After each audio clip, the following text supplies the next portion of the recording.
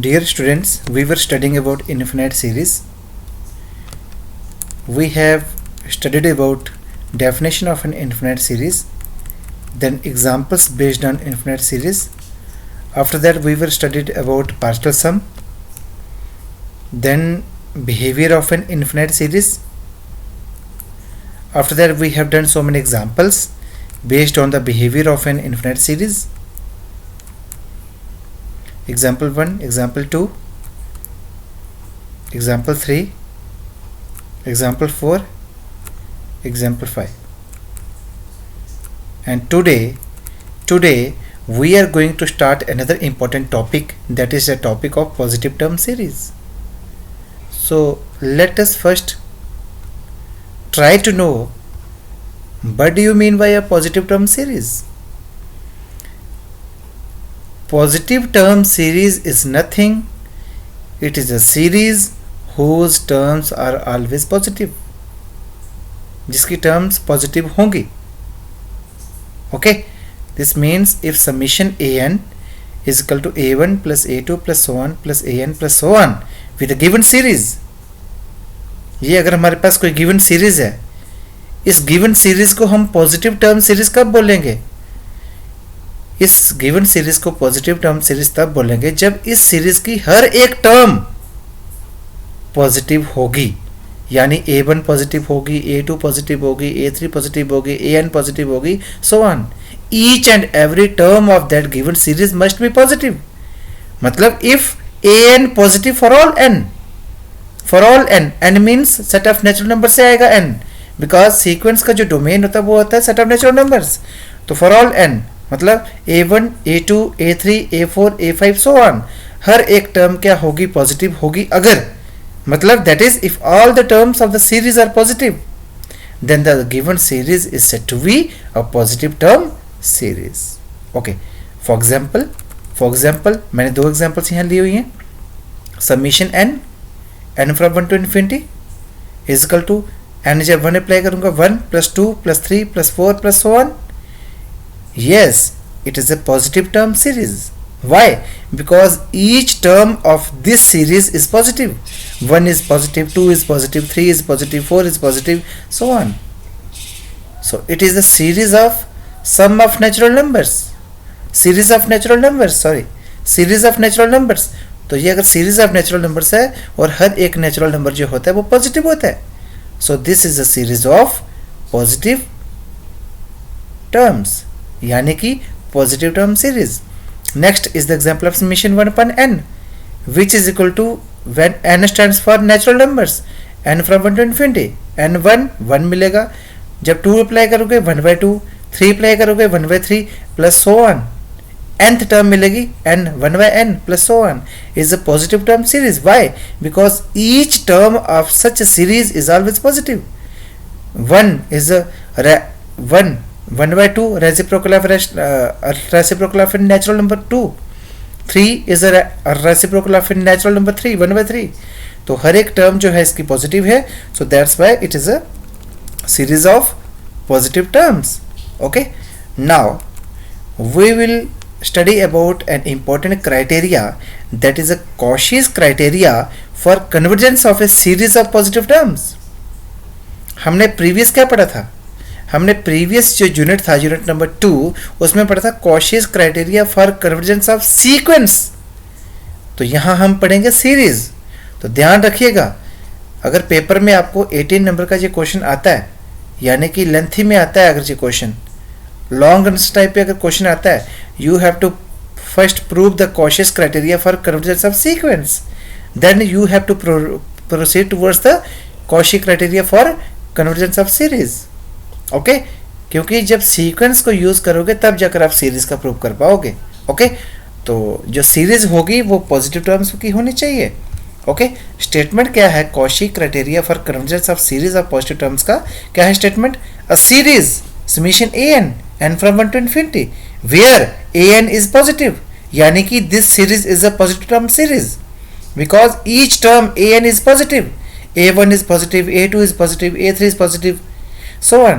तो हर एक टर्म इस सीरीज की पॉजिटिव है. This means the given series is convergent and the given series is a positive term series. तो positive term series convergent होगी if and only if this is a necessary and sufficient condition. मतलब अगर ये convergent होगी तो if and only if ये वाली condition आपकी होल्ड करेगी. ये क्या कंडीशन है?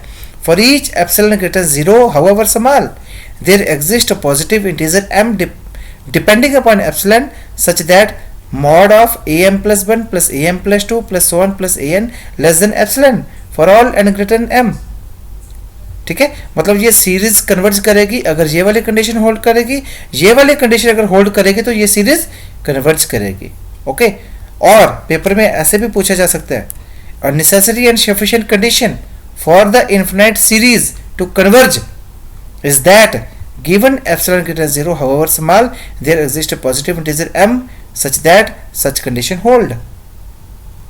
ओके, तो ये ऐसे भी पूछा जा सकता है, लेकिन यहां मैं एक चीज ऐड करूंगा, necessary and sufficient condition for the positive term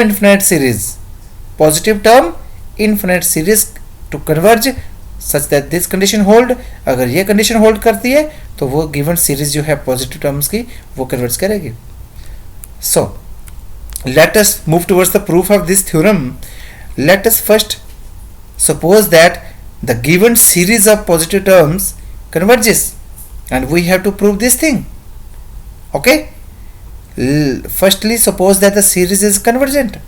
अब मैं फर्स्टली सपोज नहीं कर रहा, मैं इसको इफ एंड ओनली इफ लेकर चल रहा हूं. मतलब डायरेक्ट पार्ट और कन्वर्स पार्ट मैं इकट्ठा प्रूव कर दूंगा, इसलिए मैं डबल इंप्लाइज लगा के चल रहा हूं. ओके, जब मैं डबल इंप्लाइज लगा के चलूंगा this means I am proving both parts simultaneously, direct part as well as converse part. यानी कि necessary condition and sufficient condition, both conditions will be proved simultaneously. Okay, the series is convergent given that the series is convergent and the series is given a series of positive terms. It is convergent and everyone knows the behavior of an infinite series depends upon the behavior of nth sequence of nth partial sums. This means अगर ये series converge कर रही है if and only if, इसका meaning ये होता है then the sequence Sn of partial sums also converges.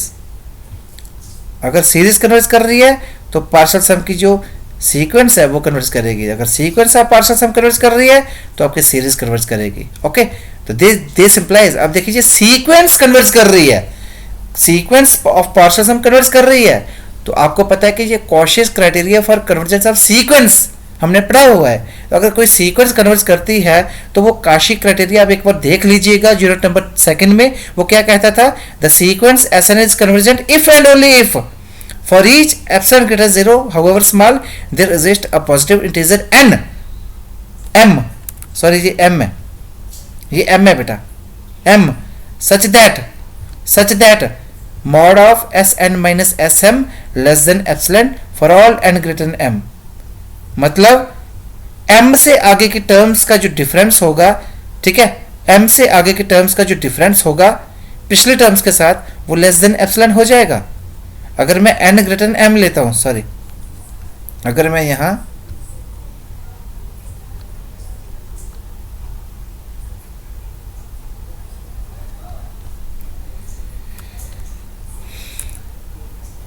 देखिए if n is greater than m this means यहां मैं m+1 ले सकता हूं. m+1 का sm से जो डिफरेंस होगा वो लेस देन एप्सिलॉन, m+2 का भी उससे लेस देन एप्सिलॉन. मतलब उससे आगे वाले नंबर्स का जो डिफरेंस होगा वो काफी स्मॉल हो जाएगा, very very small. nth term और mth टर्म का जो डिफरेंस होगा वो लेस देन एप्सिलॉन हो जाएगा. Where n may be m+1, n may be m+2, n may be m+3 so on. तो ये है Cauchy criteria for convergence of sequence. If sequence is convergent if and only for each epsilon greater than 0 there exists a positive integer m such that such condition hold.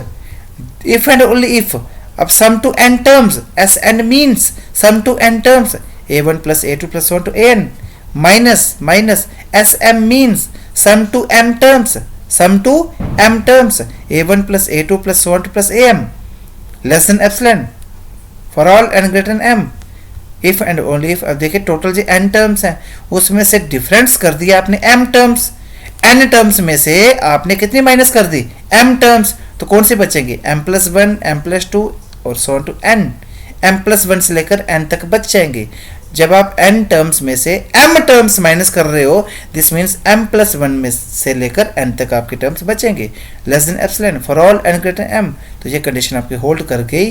तो ये देखिए आप क्या लेकर चले थे, आपने सीरीज को कन्वर्जेंट लेकर चले थे, आपने प्रूव कर दिया कि दिस कंडीशन होल्ड। अगर ये कंडीशन होल्ड कर रही है देन सीरीज क्या हो जाएगी, कन्वर्जेंट हो जाएगी, क्योंकि आपने direct if and only part लिया हुआ है, ये कि if and only if and only if, direct part as well as converse part. Okay, so दोनों पार्ट आप इकट्ठे लेकर चले थे, तो आपने Cauchy criteria for convergence of sequences लगाया, तो इस मेन मोटिव पे आप पहुंचे। This means in order to prove the Cauchy criteria for convergence of series, और कौन सी सीरीज, पॉजिटिव टर्म सीरीज, उस केस में आपको Cauchy criteria for convergence of sequences को अप्लाई करना पड़ेगा। अगर आपको ये डिस्क्रिप्टिव टाइप में, लेंथी टाइप में क्वेश्चन आता है, तो आपको क्या करना है, सीक्वेंस वाला कॉशी क्राइटेरिया को प्रूव करना पड़ेगा। Okay, so let us move forward. Therefore इसका मतलब क्या हो गया, series is convergent if and only if this condition hold, hence the theorem is proved. आपकी थ्योरम प्रूव हो गई। Okay, now let us take an example, and these examples are based on Cauchy criteria for convergence of positive term series. Okay, check the convergence of the series summation 1 upon n is equal to 1 plus 1.2, because अगर मैं n की जगह 1 लगाऊंगा 1 बनेगा, and 2 लगाऊंगा तो 1/2 बनेगा, so on, by using Cauchy's criteria for convergence of positive term series. तो we have to prove the convergence of this series by using Cauchy criteria for convergence of positive term series. Okay, देखिए कैसे prove करेंगे इसको। Let the given series is, इस series का हमने नाम रख दिया summation a n equal to summation 1 upon n is equal to, elaborate करके इसको ऐसे लिखा। ओके, इफ पॉसिबल, अब देखिए इस गिवन सीरीज को हमने प्रूव करना है कि ये कन्वर्जेंट है नहीं है, तो Cauchy criteria for convergence of series क्या कहता है कि कोई भी सीरीज आपकी कन्वर्ज तब करेगी, मतलब पॉजिटिव टर्म सीरीज आपकी तब कन्वर्ज करेगी if and only if for all epsilon greater than 0 however small there exists a positive integer m such that mod of am+1 plus am+2 plus so on to an less than epsilon for all n greater than m। अगर वो condition hold करती है तो कहीं ना कहीं epsilon के corresponding, तो हमने क्या किया, if possible suppose the given series converges, मान के चलते हैं कि ये सीरीज कन्वर्ज कर रही है, ठीक है, अगर कन्वर्ज करती है हमें कोई एप्सिलॉन के कॉरस्पॉन्डिंग कोई ना कोई m मिलेगा, सच दैट वो कंडीशन होल्ड करेगी। तो वही एप्सिलॉन मैंने क्या ले लिया, 1/2 ले लिया, फिक्स कर लिया, ठीक है, एप्सिलॉन मैंने because epsilon is a small positive number, तो मैं उसको 1/2 ले लेता हूँ। देन बाय कॉशी, अगर ये सीरीज कन्वर्ज कर रही है तो Cauchy criteria of convergence of positive term series क्या कहती है, वो कहती है कि मुझे उस एप्सिलॉन के कॉरस्पॉन्डिंग कोई पॉजिटिव इंटीजर मिलेगा m सच दैट ये वाली कंडीशन होल्ड करेगी, कौन सी, mod of am+1 mod of am+1 plus am+2 plus so on plus an less than epsilon for all n greater than m। You can go through Cauchy criteria for convergence of series, आप देख सकते हो, ठीक है, तो ये आपने apply कर दिया। तो दिस इंप्लाइज am+1, आपके देखिए यहाँ से an nth टर्म क्या निकलने वाली है, 1/n, तो जब आपको am+1 निकालनी है, m+1th टर्म निकालनी है, तो n की जगह आ जाएगा m+1, तो जब 1 upon m+1 plus m+2 term क्या निकल जाएगी, 1 upon m+2, ऐसे n टर्म क्या निकलेगी, 1/n, लेस देन एप्सिलॉन क्या लिया हुआ है, 1/2 for all n greater than m, ठीक है, तो ये आपके पास दिस सिंप्लाइज। अब जब मॉड इसका लेस देन 1/2 है और बिना मॉड के भी जो लेस देन 1/2 होगा, क्यों, क्योंकि ये जो मॉड के अंदर जो पूरे के पूरे सम हो रहा है जिन टर्म्स का, ये पॉजिटिव है, और mod of positive number is equal to that number, mod of 7 equal to 7, तो दिस मीन ये पॉजिटिव बनेगा। क्यों बनेगा positive, because n stands for natural number और n ग्रेटर देन m ले रहे हैं आप। अगर n आपका पॉजिटिव है मतलब n greater than m, n जितने भी होंगे, चाहे वो m से छोटे नंबर होंगे चाहे m से बड़े नंबर होंगे, वो हमेशा पॉजिटिव रहेंगे, natural numbers are always positive.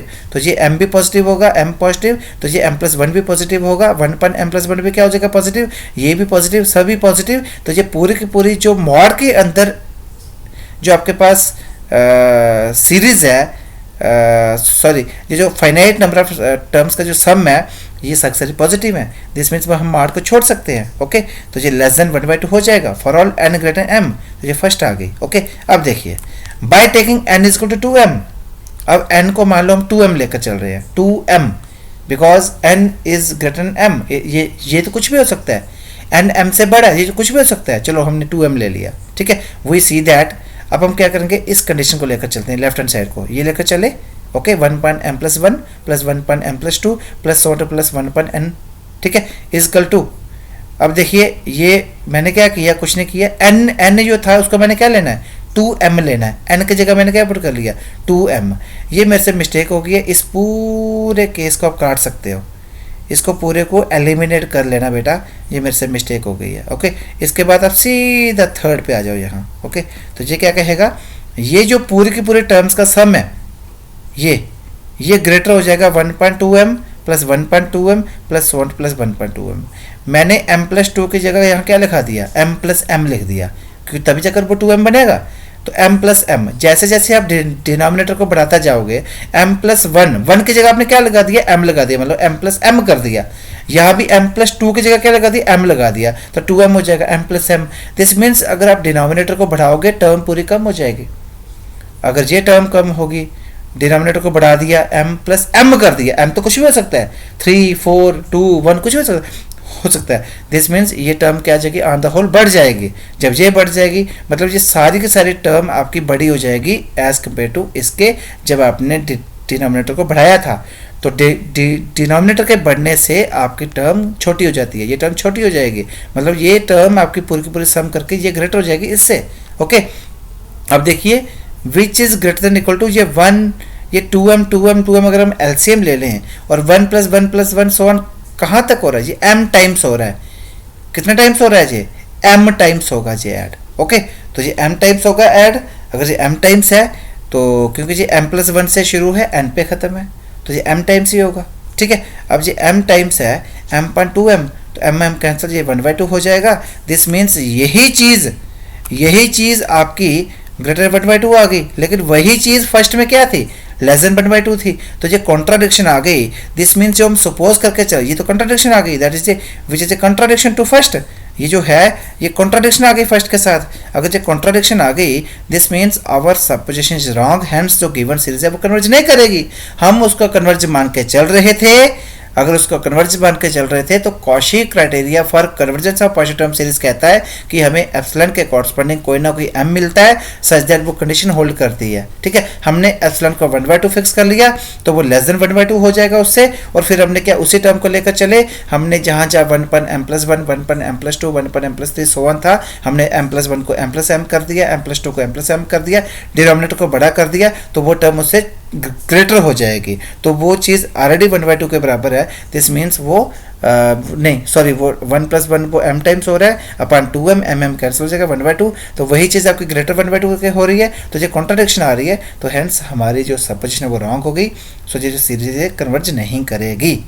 Okay, now let us move towards another important theorem, that is this theorem states that if these are the two series, one is summation an and another is summation bn, these two series are given, first one converges to a and second one converges to b.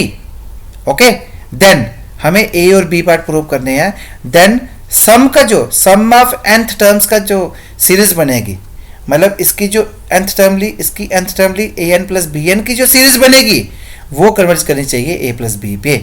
ठीक है, मतलब अगर series an a पे converge करती है, bn की series b पे converge करती है, देन an + bn की जो सीरीज है वो a + b पे कन्वर्ज करनी चाहिए।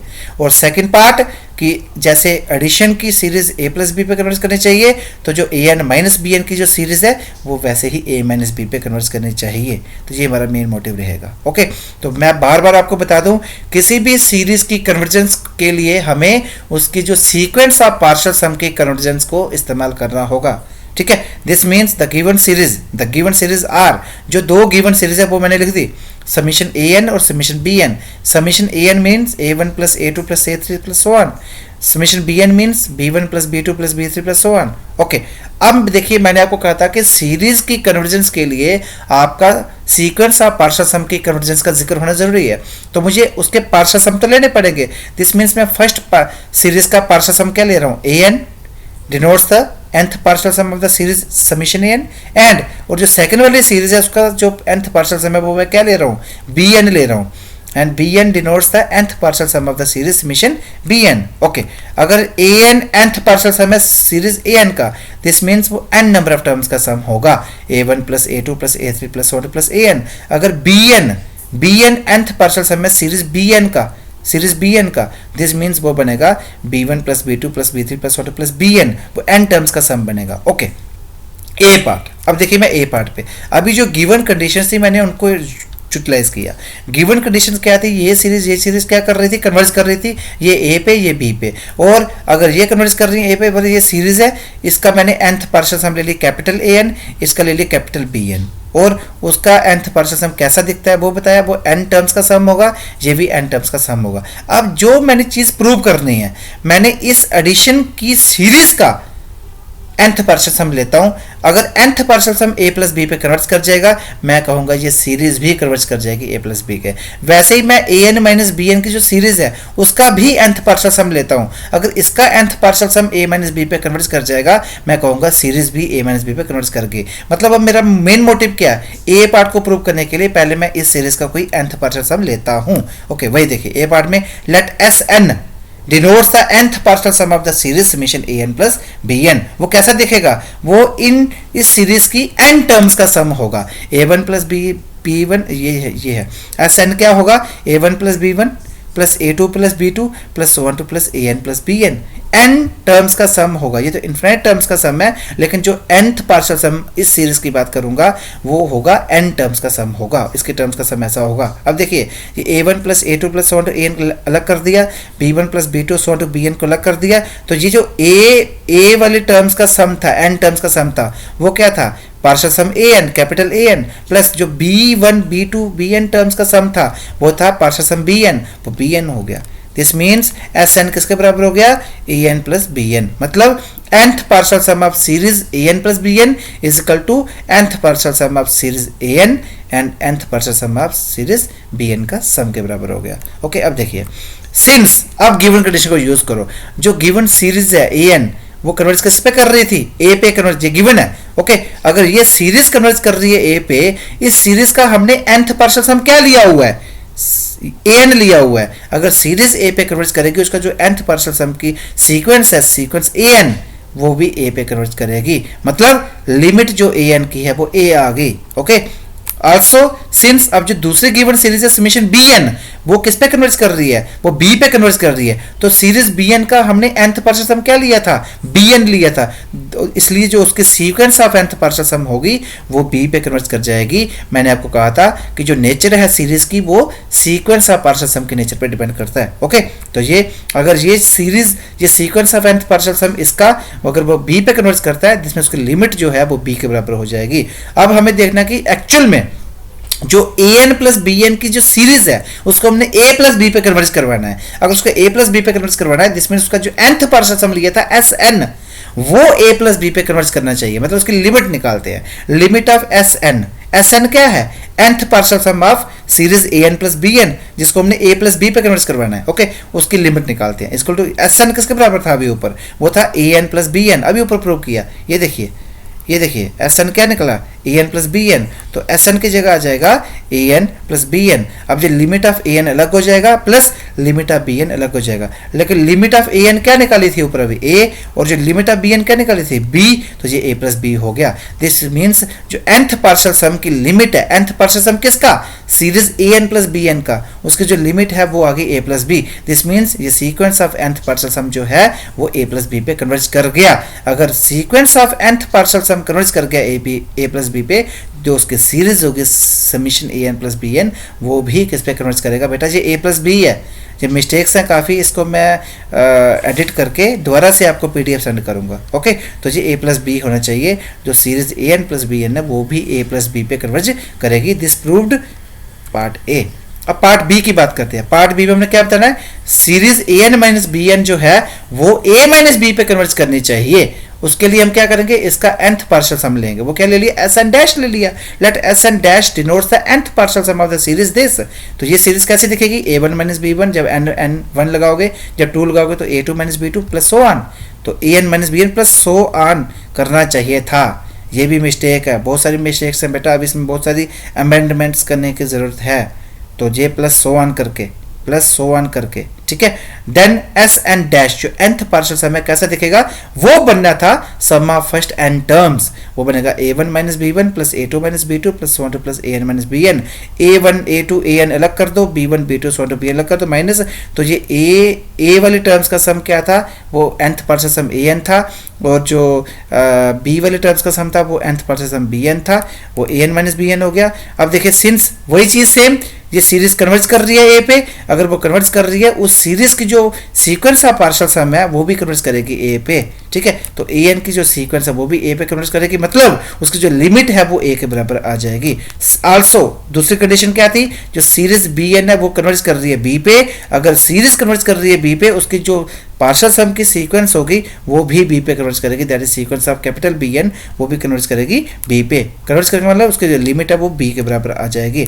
अब limit of A N A आ गई, limit of B N B आ गई। अब हम कहते हैं जो उसका nth पार्शियल सम है किसका, summation A N minus B n की सीरीज का, उसकी लिमिट निकालते हैं। वो उनका लिमिट, ये एस एन डैश क्या है आपका, a N minus B n, ये देखिए एस एन डैश, ये है a N minus B N, वो आ गया।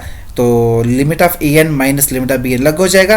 लिमिट ऑफ ए एन अभी ऊपर निकाली ए और लिमिट ऑफ बी एन निकाली बी, तो जो limit of nth partial sum of series A N minus B N का जो है वो ए माइनस बी आ गया। दिस मीन्स जो nth पार्शियल सम की सीक्वेंस है वो ए माइनस बी पे कन्वर्ट कर गई। अगर sequence of nth partial sum convert कर गई ए माइनस बी पे, देन जो गिवन सीरीज थी जिसका वो nth पार्शियल सम था वो भी कन्वर्ट कर जाएगी ए माइनस बी पे। This proves b part, hence the theorem is proved.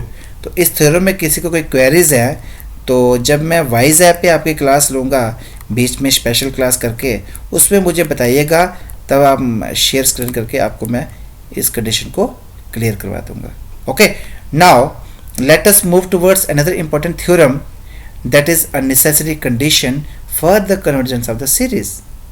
Necessary condition मतलब, नेसेसरी मतलब डायरेक्ट पार्ट, मतलब if this series converges then definitely उसकी जो nth टर्म की लिमिट होगी as n tend to infinity आएगा जी, as n tend to infinity. देखा मिस्टेक्स है बेटा, मैं इनको चेंज कर दूंगा।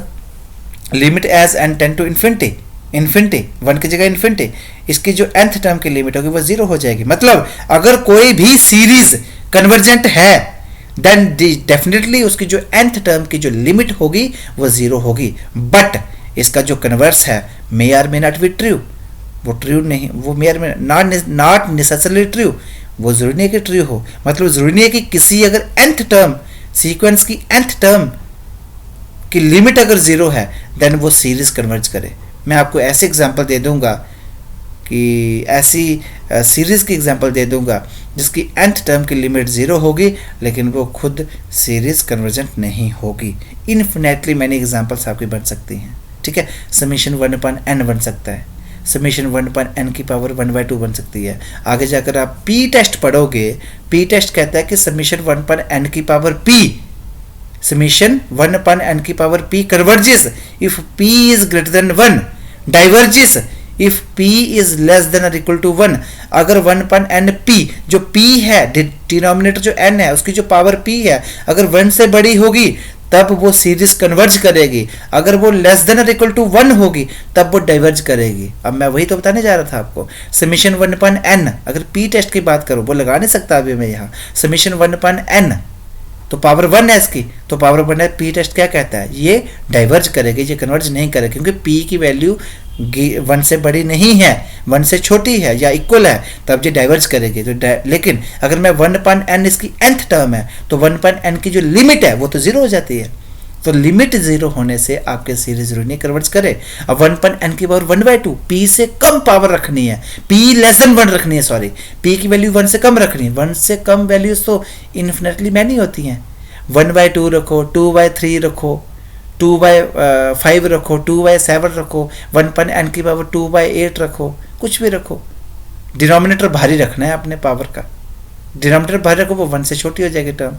दिस मीन्स वो चीज़ें आपकी infinitely, how to construct an example, ये चीज़ें आपको अंडरस्टैंड होना बहुत ज़रूरी है। तो this means a necessary condition for the convergence of the series is that limit of nth term is equal to 0, कि अगर कोई सीरीज कन्वर्जेंट है देन डेफिनेटली उसकी जो nth टर्म की लिमिट है वो तो 0 होगी, लेकिन कन्वर्स इसका ट्रू नहीं होगा। ओके, और पेपर में ऐसे भी कह सकते, if a series converges then उसकी जो लिमिट है nth टर्म की वो पक्का 0 होगी। इसको हम प्रूव करेंगे, very very important theorem. Okay, the given series is summation an कैसे लिखा जाएगा, a1 plus a2 plus a3 plus 1 plus an so on. अब देखिए गिवन सीरीज को हम क्या लेकर चलेंगे, कन्वर्जेंट लेकर चलेंगे, और प्रूव क्या करेंगे, जो उसकी nth टर्म की लिमिट है वो 0 प्रूव करेंगे। तो अगर कोई सीरीज कन्वर्ज करती है तो उसकी जो sequence of nth partial sum होगा वो भी कन्वर्ज करेगा। तो उसका मतलब हम सीक्वेंस ऑफ nth पार्शियल सम लेनी पड़ेगी, मतलब nth पार्शियल सम हमें लेना पड़ेगा। द गिवन सीरीज ये है, let Sn denotes the nth partial sum of the given series this, then Sn means sum of first n terms, वो a1 plus a2 plus a3 plus so on plus an।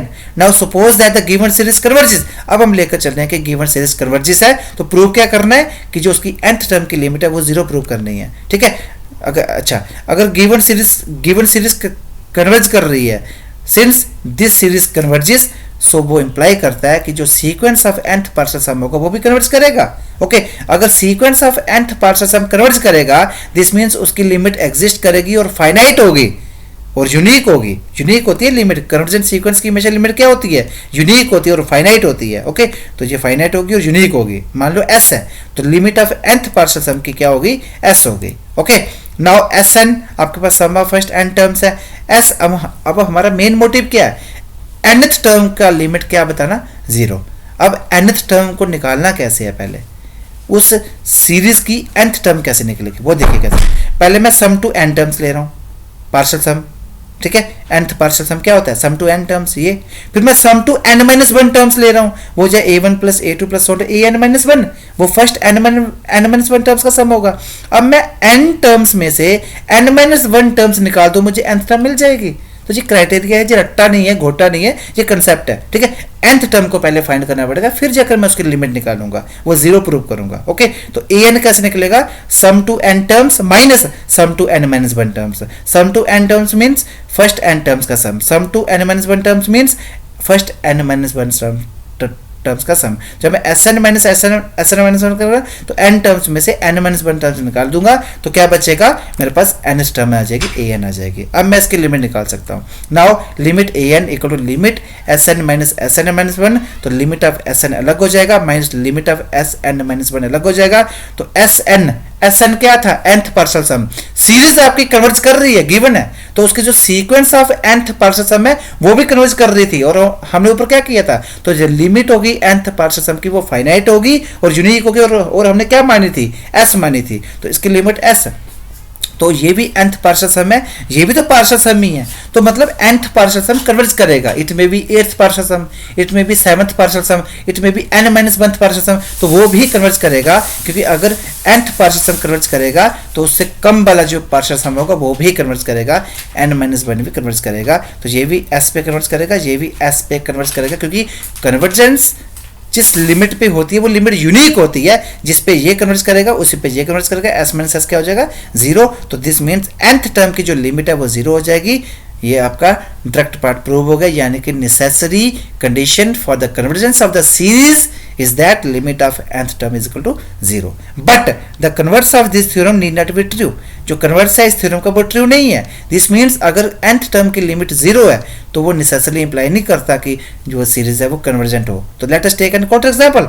उसके मैंने example ली, summation 1/n⁴ मैंने क्या कहा था कि power जो है वो 1 से कम रखी। अगर आपने पी टेस्ट लगाना है, बट अभी आप लगा नहीं सकते बिकॉज पी टेस्ट आपको आगे जाकर पढ़ना है। तो मैंने क्या किया, समेशन 1/n⁴ ली, तो ये बने 1/1/3। जब 1 अप्लाई करूंगा, जब 2 अप्लाई करूंगा 2 की पावर हो जाएगी, जब 3 की पावर, ऐसे कर करके आपके पास ये सीरीज बन जाएगी। ओके, ये जो सीरीज है, ये सीरीज ये है। अब देखते हैं कि ये सीरीज कन्वर्ज क्यों नहीं कर रही है। ठीक है, अगर मैं nth टर्म की बात करूं वो क्या है, 1/n⁴ ये इसकी nth टर्म होगी। nth टर्म की लिमिट आपको पता है जी 0 है, limit n tend to infinity, जैसे n इन्फिनिटी पे जाएगा ये पूरी की पूरी nth टर्म क्या हो जाएगी 0 हो जाएगी। nth टर्म इस सीरीज की 0 है, लेकिन ये सीरीज कन्वर्जेंट क्यों नहीं है? पी टेस्ट तो कहता है कि अगर पावर जो है n की अगर लेस देन 1 है तो वो डाइवर्जेंट होती है, मुझे पता है पी टेस्ट कहता है, बट पी टेस्ट अभी आपका सिलेबस में आगे हैं तो वो मैं अप्लाई नहीं कर सकता अभी, ठीक है, लेकिन मैं इसको बताऊंगा ये कन्वर्जेंट क्यों नहीं है वो बताने जा रहा हूं। ओके, तो इस सीरीज को कन्वर्जेंट नहीं बताने के लिए भी मुझे nth पार्शियल सम का सहारा लेना पड़ेगा। बार बार वो मैं आपको बात याद दिलाता हूं कि behaviour of an infinite series depends upon the behaviour of a nth partial sum. तो nth पार्शियल सम पे मैं बात कर रहा हूं, वो सम ऑफ फर्स्ट n टर्म्स होगा। तो पहली टर्म क्या थी 1.1 की पावर 1/3, सेकंड ये थी और nth टर्म आपको ये थी। ओके, तो इनको कर दीजिए। अब देखिए ग्रेटर हो जाएंगे, ये सारी टर्म्स का सम ग्रेटर हो जाएगा। क्यों? डिनोमिनेटर का अगर मैं भारी कर दूं तो जब मैं डिनोमिनेटर बढ़ा दूंगा, मतलब 1 की जगह मैं n कर दूंगा, 2 की जगह मैं n कर दूंगा, अब n में भी 1, n में भी 2, n में भी 3, n में भी 4, जब n 2 होगा तो डिनोमिनेटर इससे बड़ा हो जाएगा। जब डिनोमिनेटर बड़ा होता है जो टर्म ऑन द होल क्या हो जाती है, छोटी हो जाती है प्रीवियस टर्म से, ठीक है, तो ये छोटी हो जाएगी, ये टर्म छोटी, ये टर्म छोटी, ऑन द होल ये पूरी की पूरी टर्म्स का सम होगा ये इस सम से छोटा हो जाएगा, ठीक है। तो this means is equal to ये 1 1 1 कितनी बार ऐड हुआ, n टाइम्स ऐड हुआ, ठीक है, क्योंकि ये सम टू n टर्म्स था, ठीक है, n upon n की power 1/3 and in division if bases are same then powers must be subtracted, तो n की पावर 2/3 बन जाएगा। तो n की पावर 2/3 में मेरे पास बन गया nth पार्शियल सम। अब देखते हैं कि nth पार्शियल सम कन्वर्ज कर रहा है या डाइवर्ज कर रहा है। तो Sn मेरे पास n की पावर 2/3 है, इसकी मैं लिमिट निकाल लूंगा कि फाइनाइट आएगी या इन्फिनाइट आएगी। अगर आएगी फाइनाइट तो वो कन्वर्ज करेगा, अगर आएगी इन्फिनाइट तो वो डाइवर्ज करेगा। अब मैं इसकी लिमिट निकाल रहा हूँ, लिमिट निकालूंगा। Sn है क्या आपका n की पावर 2/3, n जैसे इन्फिनिटी को अप्लाई होगा इन्फिनिटी की पावर 2/3 वो इन्फिनिटी बन जाएगा। तो लिमिट इसकी इन्फिनिटी आ रही है तो इसलिए ये डाइवर्ज कर रहा है। दिस मीन्स अगर nth पार्शियल सम डाइवर्ज कर रहा है तो गिवन सीरीज भी क्या करेगी, डाइवर्ज करेगी। तो ये एक ऐसी एग्जांपल बन गई जिसकी nth टर्म की जो लिमिट है, सीरीज की nth टर्म की जो लिमिट है वो 1.n की पावर 1/3 वो 0 है, लेकिन वो इटसेल्फ जो सीरीज है वो कन्वर्ज नहीं कर रही। तो ये एक एग्जांपल बन गई। दिस मीन्स जो कन्वर्स पार्ट है इस थ्योरम का वो ट्रू नहीं है। This is the only necessary condition, मतलब अगर सीरीज कन्वर्ज कर रही है तो उसकी जो nth टर्म की लिमिट है वही 0 होगी, लेकिन अगर nth टर्म की लिमिट 0 है तो जरूरी नहीं है कि सीरीज कन्वर्ज करे, कर भी सकती है और नहीं भी कर सकती, ठीक है। तो ये चीजें थी बेटा। therefore if limit an equal to 0 then the series may or may not be convergent। तो नोट लिखिए बेटा, नोट 1, नोट 2, नोट 3। तो ये क्या है, note 1, if series converges then limit of nth term equal to 0, this condition holds for all types of convergent series, सभी types of series के लिए। If limit an equal to 0 then series may or may not be convergent। अभी हमने example दी, ठीक है, लेकिन ध्यान से सुनिए, अगर सीरीज कन्वर्जेंट है तो nth टर्म की लिमिट 0 होगी, लेकिन अगर nth टर्म की सीरीज 0 है तो जरूरी नहीं है कि सीरीज कन्वर्जेंट हो। लेकिन अगर nth टर्म की जो लिमिट है अगर वो नॉन जीरो है, अगर नॉन जीरो है तो डेफिनेटली सीरीज कन्वर्जेंट नहीं होगी। मतलब अगर convergent series then nth term की लिमिट 0, लेकिन अगर nth टर्म की लिमिट नॉन जीरो है तो वो सीरीज भी क्या हो जाएगी, नॉन कन्वर्जेंट हो जाएगी। तो ये चीज़ें हैं बेटा करने के लिए। अब नेक्स्ट एग्जाम्पल हम करेंगे अगले लेक्चर में। Thank you so much.